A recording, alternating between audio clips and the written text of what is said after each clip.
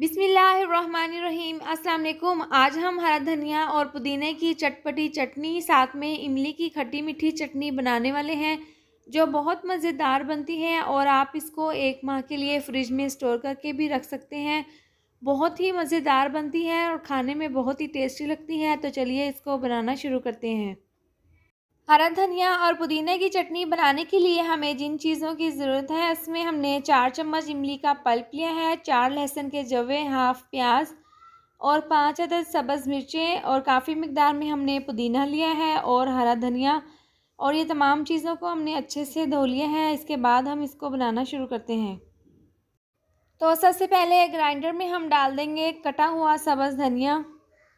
हरा धनिया डाल लेने के बाद हम इसके अंदर कटा हुआ पुदीना डाल देंगे और इन दोनों को हमने अच्छे से धो लिया है। सब्ज़ मिर्चें और लहसुन के जवे और प्याज इसके अंदर डाल देंगे।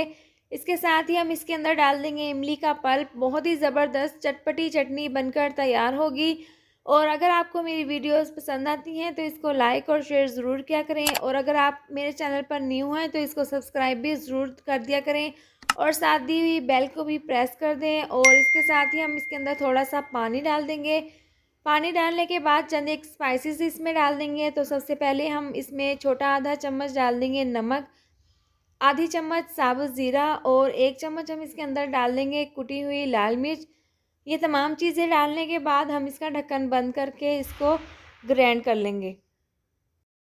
इमली की खट्टी मीठी चटनी बनाने के लिए हमें जिन चीज़ों की ज़रूरत है, उसमें हमने सबसे पहले लिया है 1 कप इमली का पल्प और 1 अदद सब्ज़ मिर्च, आधी चम्मच नमक, 1 चम्मच साबुत ज़ीरा, 2 चम्मच चीनी, 1 चम्मच कुटी हुई लाल मिर्च और 2 लहसुन के जवे। तो चलिए मज़ेदार सी चटपटी खट्टी मीठी चटनी बनाना शुरू करते हैं।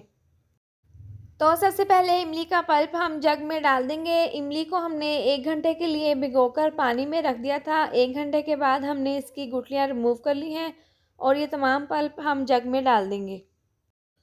इसके बाद हम इसके अंदर डाल देंगे चीनी और साबुत ज़ीरा। साबुत ज़ीरा से बहुत ही अच्छा सा फ्लेवर आएगा चटनी में। और लहसुन के जवे, सब्ज़ मिर्च